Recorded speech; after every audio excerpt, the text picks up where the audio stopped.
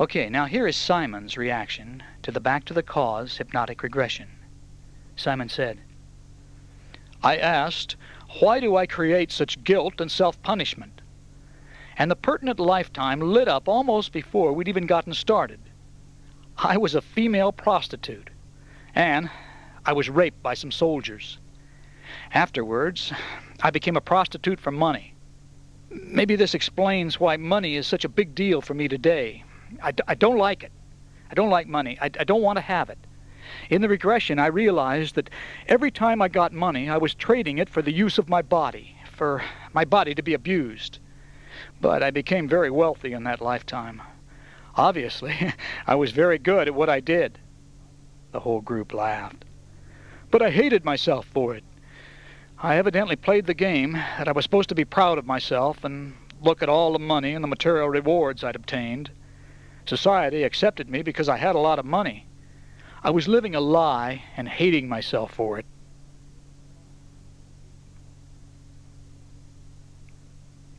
All right, now here's Donna's reaction to the back-to-the-cause past life hypnotic regression. Donna said, I've always had an irrational fear that when I have a baby, somehow the baby will smother in its sleep or choke in another room while taking its nap, or that the child would be physically hurt. I always thought it was normal, just the usual pre-parent worries about kids. But today, I thought I'd explore it further and go back to the cause of this fear. And I saw myself in a medieval setting in an old stone house with arches.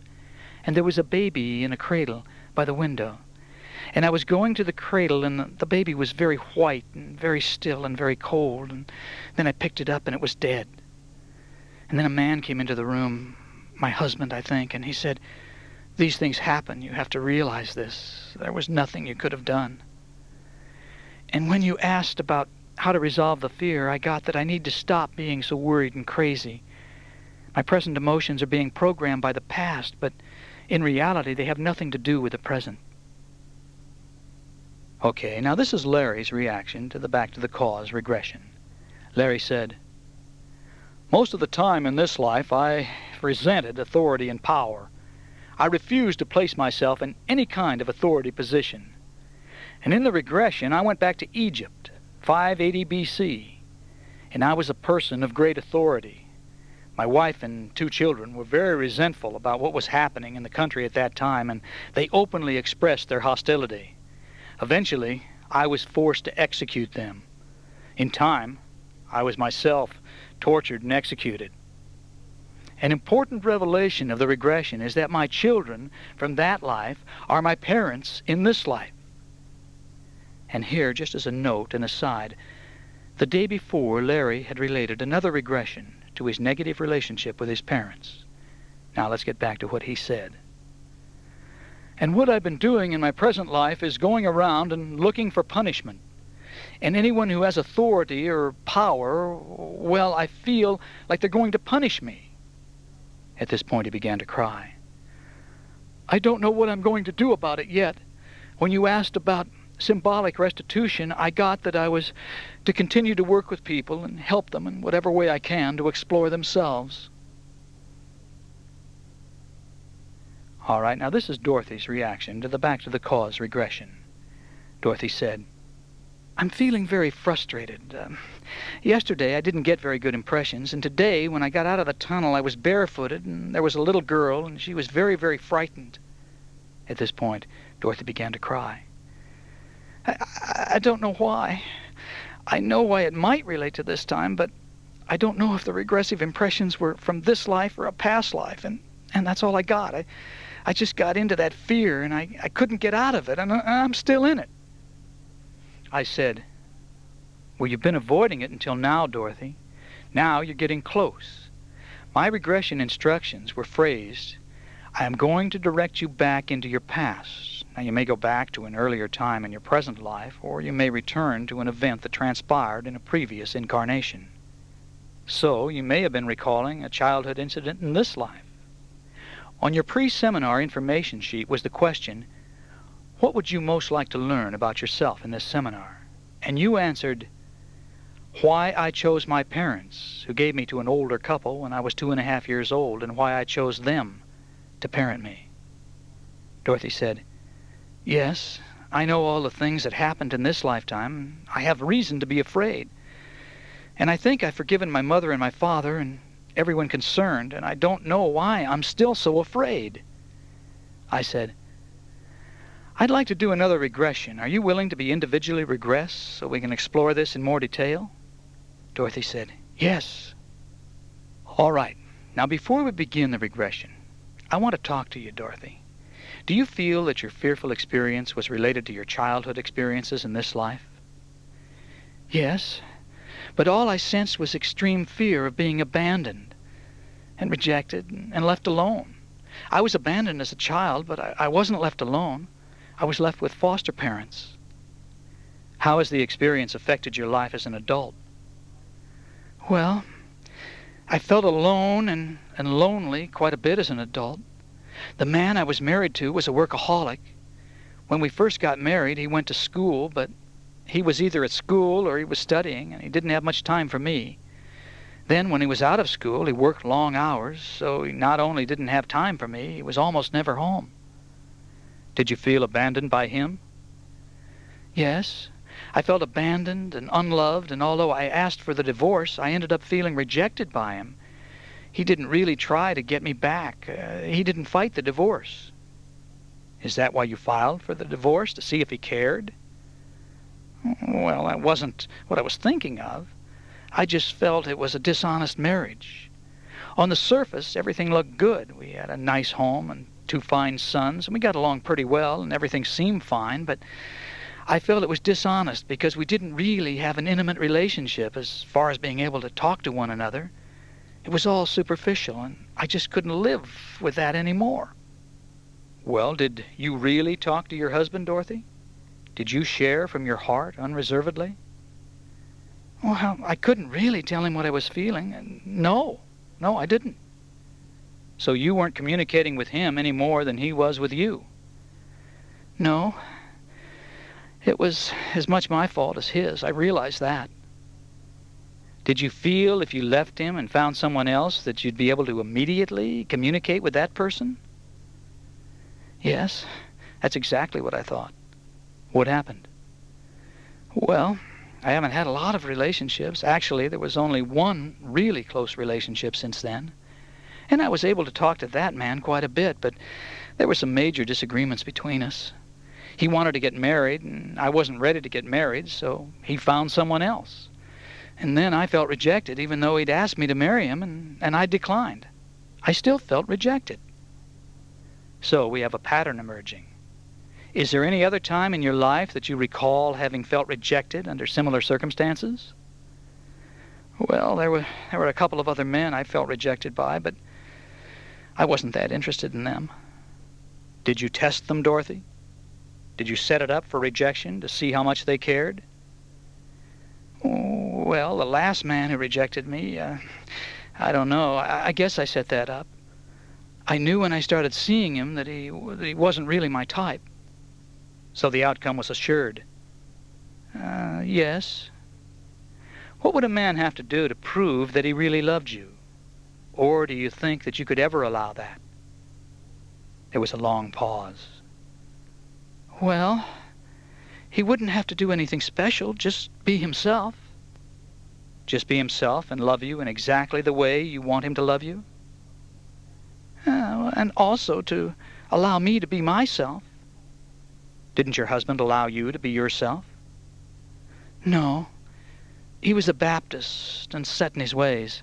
He's extremely self-righteous. His constant moralizing made me feel I was bad. He was very unaccepting of me." "Okay, Dorothy, let's condense your primary problem before we begin to explore it in regression. I want you to finish this sentence. I'd like to find the cause of." "Well, I'd like to find the cause of my overwhelming fear that, well, it isn't overwhelming, but there always seems to be a lot of fear."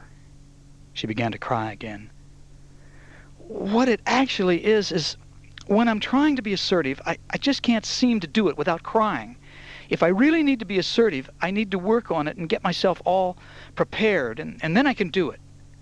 But that's really it. I don't know what I'm afraid of.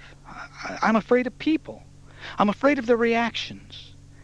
It has something to do with what they'll think of me, but also it's their reactions. They might yell at me, and I can't stand people yelling at me. Does that fear relate to any particular incident that you recall? I don't know. My dad may have yelled at me, but I have no memories of being with him. The man in whose home I lived was very gruff, and he spoke in a gruff way, but I always knew that he loved me. I knew he would never hurt me, but yet I was still afraid that he might. So the fear was already there before you began to live with your foster parents at the age of 2.5. Yes, but I can't recall anything before that time.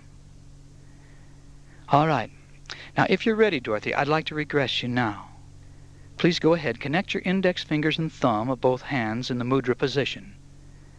Relax and lie back and make yourself comfortable. And when I touch you on the forehead, your post-programming will be totally effective. You will feel the energy transfer from me to you, and you will immediately drop down into the deepest possible altered state of consciousness. I then provided her with a complete induction, and instructions were given. I said, on the count of 1, you will be back in the past, experiencing the cause of your current problem. 5, 4, 3, 2, 1. You are now there. Allow the impressions to begin to come in, and then speak up and tell me what you perceive and what is happening. I see my dad. He's angry about something I did. How old are you? You have the ability to perceive yourself. I think I'm 2. Daddy's mad at me. What did you do to make your daddy mad? I wet my pants. Look at Daddy. What's he saying? He's mad. Now you can see his face now. What's he doing? What's he saying? He's saying, damn kid. That's what he's saying. I'm down, low on the floor. It's dark. Daddy's spanking me for wetting my pants. All right, Dorothy. You're only 2 years old, but you think very clearly. Now, what are you thinking about right now? He's mean. He hurt me really bad. I hate him. I hate him. I feel so alone and scared. All right, Dorothy. Daddy's left now. He's gone. What's happening now? It's dark in the room. I don't know where my mother is. And I don't know. I don't know. All right, now, let's just let go of this. And I want you to talk to me about your mother, Dorothy. She doesn't love me. I'm too much trouble. She can't take care of me. Too much trouble? What else? She gets mad at me because I don't want to walk. I want her to carry me, but she doesn't want to. You like her to hold you to show that she loves you? Yes, but she says I'm too big for her to carry. All right, now listen closely to my words, Dorothy. After this, time passes. Then a time comes when you decide how you're going to relate to life. As a young child, you made some decisions about what the world is all about and how you're going to relate to that world. Now, I want you to move to the time and tell me about it. I have to be a good little girl and be quiet. I have to do what other people tell me to do. I have to be nice and not talk back and be clean and look nice. And if you do all these things, Dorothy, what will happen? People will like me. And if they like you, maybe they will give you what Mommy and Daddy didn't give you. Is that right? Yes. Dorothy began to cry. All right. Now again, listen very closely to my words. As difficult as it is to imagine, I contend that you chose this situation. You chose to be born to unloving and uncaring parents. You purposely chose to put yourself in this environment as a balance, as a way to resolve karma. I contend that somewhere in your background, in another life, is the cause. Now you must understand this in order to let go of the effect in your life. So, I now want you to go back, way, way back into a past life. back to a lifetime in which you did something that you would decide to balance in your present life. I now provided Dorothy with the instructions. And you are now there, and vivid impressions are beginning to come in. What's happening? There's a woman, a young woman, and it's me. I'm leaving a baby outside a church.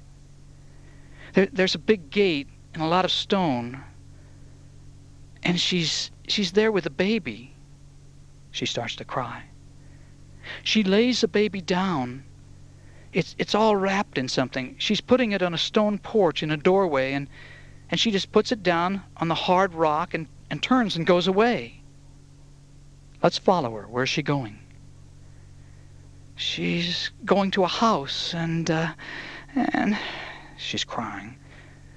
She goes in, and there's a man in there, and he's really mean. He's saying, "Where were you? What did you do with that kid?" And what is she saying to him? She says, "You're never going to get her. I won't let you." And he hits her. All right, now I know this is painful, but I want you to totally experience it so you can let go of it. What else is happening? I don't know what happened to her. She's gone. She's peaceful. She's gone. I don't know. I only know she gave up. She's gone. Gone. Okay, let go of this now and come back to the present. I provided Dorothy with the instructions. Now, Dorothy, I want you to move up into your higher self level of mind. From this level of awareness, you can tap into that vast part of your mind that you don't normally use. All of your past lives will be there at your mental fingertips, and you will be able to look at your life from a transcendent viewpoint. I provided the instructions at this point. Then I said, "You are now there, and I want you to obtain a full understanding of the karma involved in this situation. You are not a victim, Dorothy. You abandoned a child in that lifetime. Out of guilt programming, you chose to experience a similar situation in your current life as a balance. Everything has happened because you decided on a soul level that you needed to experience this in order to learn from it. You're teaching yourself. And I think you can let go of the effects now if you're ready to forgive yourself. And you need to forgive your mother and your father, because they were only playing the roles you chose for them to play. They were two souls with karmic configurations matching your own. Please meditate on this for a while. I'm going to be quiet now." Several moments passed, and then Dorothy said, "I forgive myself, and I forgive my parents." What was that, Dorothy? I didn't hear you. "I forgive myself, and I forgive my parents."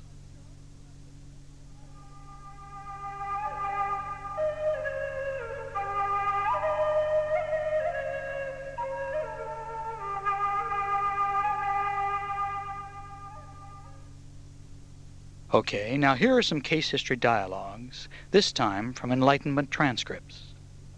Dialogue number 1. I was talking to the entire group about guilt. Guilt is not just something that happened in the past. Everyone in this room is dealing with different kinds of guilt.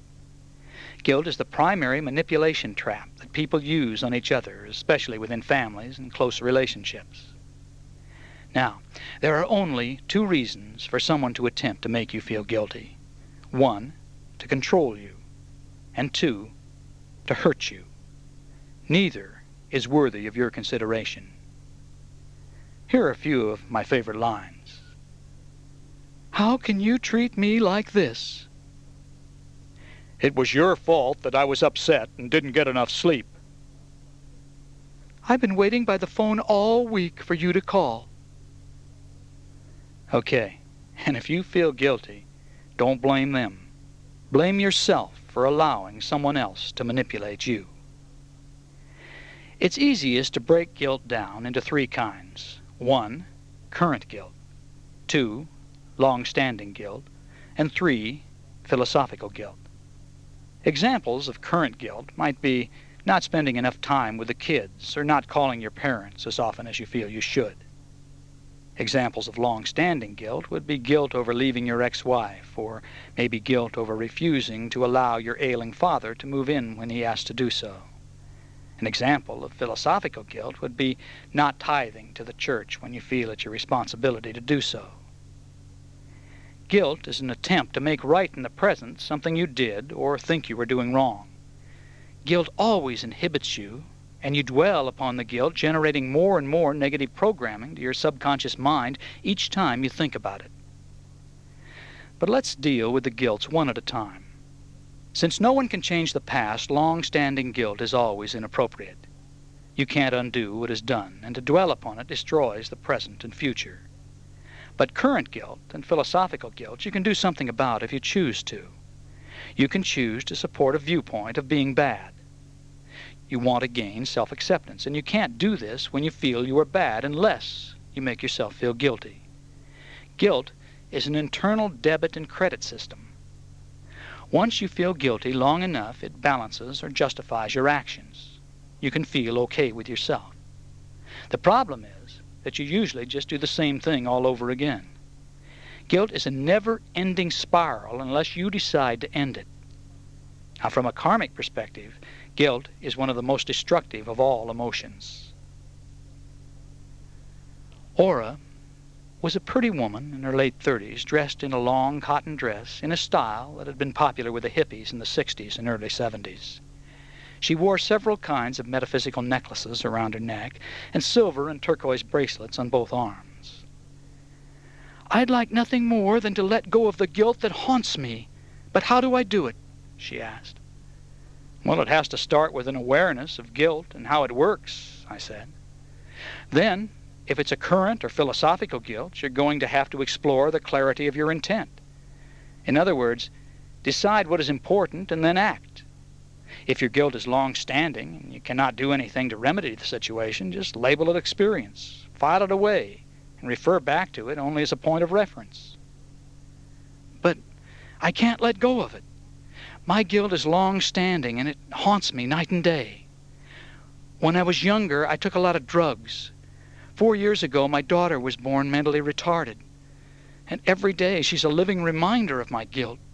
I love her more than anything in the world, and I've rearranged my whole life to take care of her, but when I think about how I robbed her of the life she could have had, it just kills me." Tears were now rolling down Aura's cheeks, and she couldn't hide her trembling. "Aura, did you know when you took the drugs that they would someday affect a child you might have?" "No, I didn't. I really didn't," she responded. "But I certainly should have considered the possibility." "Well, you have an understanding of karma, Aura. It's never one-sided. The soul that entered your daughter's body deliberately chose the circumstances as a way to resolve her own karma and to offer you the opportunity to resolve yours." "Oh, if only I could believe that," she said. "Do you accept karma as what is?" I asked. She nodded. I continued. "Then you have to accept that there is no halfway karma. All is karma, or this is a random universe, and there's no meaning to life other than what you see. Would you like to explore your relationship in regression?" "Oh, yes, please," she said. After inducing an altered state of consciousness, I told Aura, "Somewhere in the memory banks of your subconscious mind are memories that relate to your current situation with your daughter. And I want you to let go of the physical and flow back into your mental memories of previous incarnations to observe firsthand how the past relates to the present. It's time to attain an awareness of the karmic relationship and to better understand that which influences, restricts, and motivates you now." I gave Aura the regression instructions and then said, "The impressions are beginning to form, and when you can, I want you to speak up and tell me what you perceive." "I'm riding on horseback, going very fast. There's a man in uniform of some kind, and, oh no, somebody shot him. He's fallen off the horse and is just lying there, not moving. Other riders are coming, and they're dressed in different uniforms. And they look at him and laugh, and just ride away." "Are you the man who's been shot?" "I think so." All right, let's move forward in time until something else happens, if it does. On the count of 3, you'll be there. 1, 2, 3. What's happening now? Someone else. Another man in the same kind of uniform as mine. He's helping me. The bullet wound is to the left side of my stomach, and he's attempting to stop the bleeding. He seems to be wounded too, but he's putting me up on the horse now. He's taking me somewhere. All right, let's move forward in time until we can find out how this comes out. Move to an important situation in the future. Number 1, 2, 3. I'm in a bed. I'm in a bed in the ward of an old-fashioned hospital. A nurse is telling me I won't ever be able to walk again. The bullet hit my spine and my legs are paralyzed. My friend, the one who saved me, is there too. Oh, God, I'm just going crazy. I'm screaming at them to shoot me right now and put me out of my misery. And the nurse doesn't care. She's just watching, and then she just walks away. Aura breaks off for a moment, and tears are now slipping down her cheeks. Sobbing, she continues. My friend says he'll help me. His parents have a farm, and we'll go there. All right. I want you to let go of this. Now, on the count of 3, and not before the count of 3, without pain and without emotion, I want you to move forward to a time a few weeks before you died in this past life we are now examining. You have not yet crossed over into spirit. It will be a few weeks prior to your death. And I want you to attain an overview of all that has happened of importance up until this time. 1, 2, 3. Aura was silent for a moment or two, her eyes moving rapidly under her closed lids, an indication that dreamlike impressions were taking place. I'm much older now, and in a wheelchair in a studio-like room. Clay is everywhere. Clay molds and dishes and cups and figures and... Oh, yeah, I've learned pottery. I'm a potter. That's what I do. Funny, my hair is white at the temples, and I'm probably about 50 years old. I seem to cough a lot. What happened to your friend, the one that saved you? Hollis is here, probably in the next room or outside. Then he stayed with you and helped you all these years? Oh, yes. We're still on the farm. His parents died, and now he runs it with his own children. But he's always helped me. I learned to be a potter, and my work sells well. I help out in that way. She was silent for a while. After awakening Aura, I said, Can you understand now, Aura? Your daughter took care of you in a previous life, and in this life you've been given the opportunity to repay an old debt.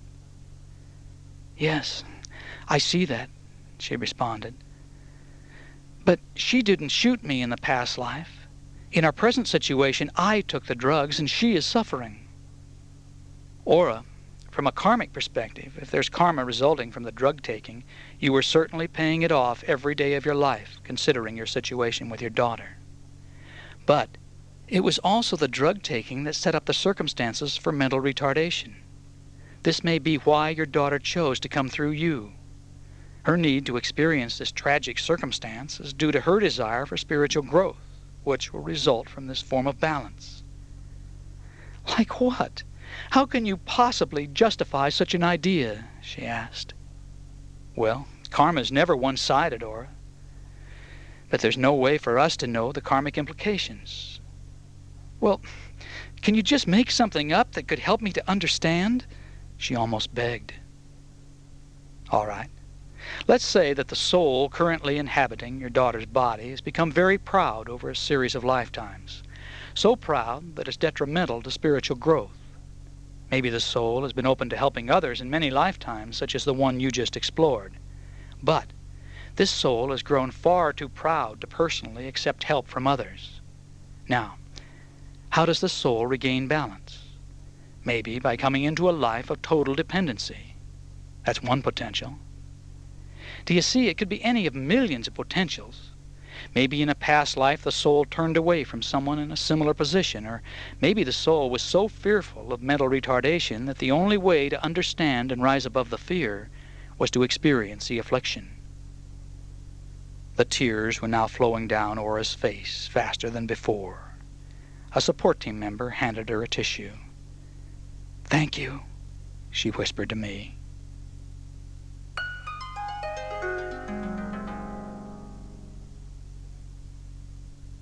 Dialogue number 2. And before I begin, let me point out that in this dialogue Neil is responding to a regression in which Joan has found the cause of her excessive pride and tendency to blame others. "What do you think about Joan's experience?" I asked the group. Neil put up his hand and when recognized asked, "What is the value of her knowing all that?" "Well, Joan's conscious and subconscious mind have been out of alignment, causing her to be very judgmental. Her past experiences have generated fears that have blocked her from expressing unconditional love. Understanding your fears is one way of rising above them." Neil seemed to ponder the answer for a while. He was in his early 20s and dressed in a sweater and jeans. "What are other ways to rise above your fear?" he asked. "Well, to begin with, you must realize that every problem is rooted in fear. Most of the powerful new therapies do not believe in mental illness, but contend that unhappy and neurotic people are not satisfying their needs, and that they have developed negative patterns of thinking and acting. This results in anguish and suffering for them and usually for those close to them. Now, there's no way to heal a mind, so medical therapy does not relate. What is needed is an understanding of the fears behind the negative thoughts and actions, and an understanding of the individual's needs. Now, this is followed by re-education, which is learning the skill of choosing wisely between behavior that will result in harmony opposed to behavior that will result in disharmony. Basically, this is simply the ability to reason. So, if your life isn't working, if you have symptoms such as depression, anxiety, phobias, and stomach ulcers, or if you drink or do drugs to escape, if you're experiencing guilt or repression or jealousy, possessiveness, hatred, anger, tension, greed, inhibitions, stress, envy, or paranoia, you are experiencing irrational fears, and your essential needs are not being fulfilled. The list of symptoms is endless, but whatever they are, you can help yourself to resolve them." "But what about Joan? Her problem went back to a past life," Neil asked. "Well, the past life may have been the cause, but the need relates to love," I replied. "All human beings have the same physiological and psychological needs, but we vary in our ability to fulfill them. Psychiatry is concerned with two basic psychological needs: the need to love and be loved, and the need to feel worthwhile to ourselves and to others. Regarding the need to love, you must be involved with other people, one person at a very minimum. We all must have one person who loves us and whom we love. If we don't have this critical person in our life, we will not be able to fulfill our basic needs, and mental symptoms will result. Regarding the need to feel worthwhile to yourself and to others, you must maintain a satisfactory standard of behavior. Now, this means that you must correct yourself when you are wrong.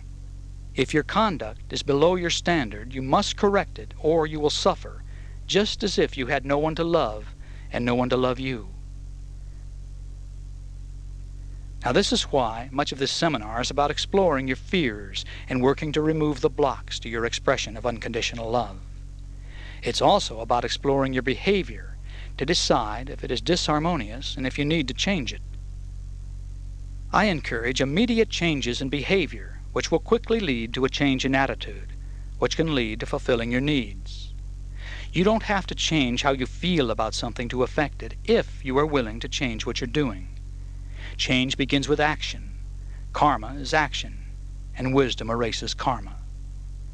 And remember what I said earlier.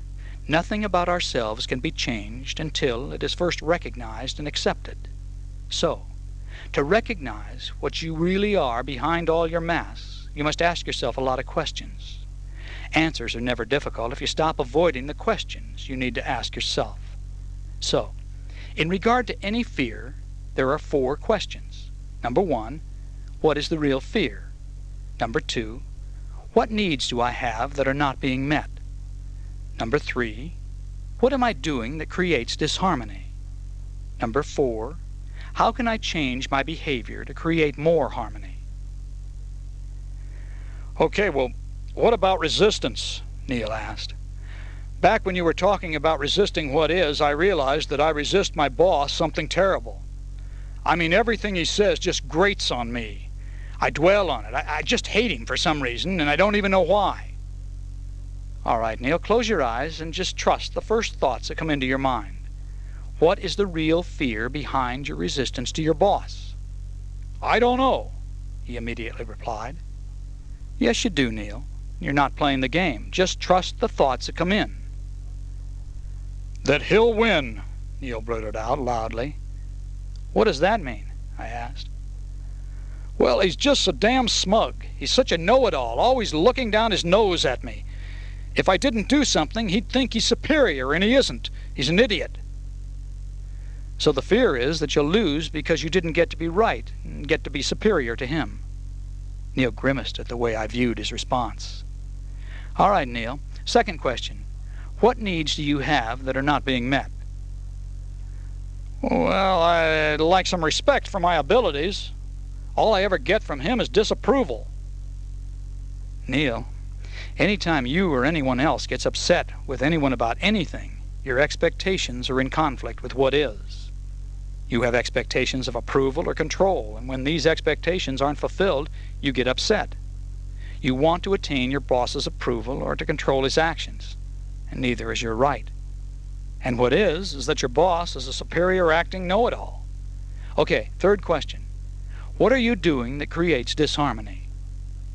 I verbally cut at him whenever I can in areas that don't contradict his authority. I keep it personal, that way he can't get me fired for my attitude toward my work, he said with obvious pride. Okay, Neil, last question. How can you change your behavior to create more harmony? Well, I suppose I could let him be right. Just do my job. I could just accept that he is what he is. I mean, based upon what I've been hearing in here, I'm just making it worse by resisting because I'm programming my subconscious mind with negativity. Well, what about that? I asked. Well, I guess it isn't logical to make things worse for myself. It's kind of dumb, too. Turning to the rest of the participants, I said, so the idea here is conscious detachment based upon awareness, based upon wisdom. And I contend that once Neil changes his behavior, he will soon change how he feels about his work relationship. He may not ever like his boss, but his boss will cease to be an issue. Remember, a change in behavior will quickly lead to a change in attitude. You don't have to change how you feel about something to affect it if you're willing to change what you're doing.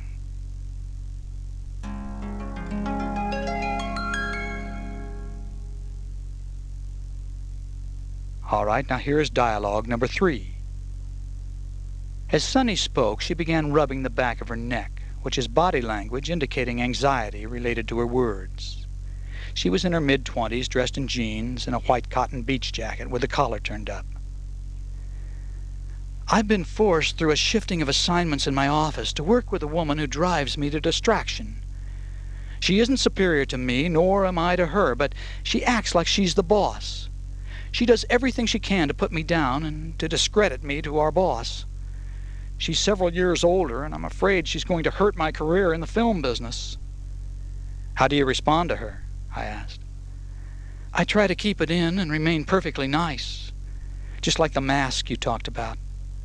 And I've listened to everything that's been said in this seminar, and I know a lot of it applies to this situation, but I just don't see how the awareness is really going to change anything. What is it you see in her that you recognize as existing within yourself? I asked. What? Nothing. There is nothing about her that I see in myself, Sunny responded. Sunny, there's a human potential concept called the mirror. It's used in many trainings, and some mental health counselors even use it as a basis of their practice.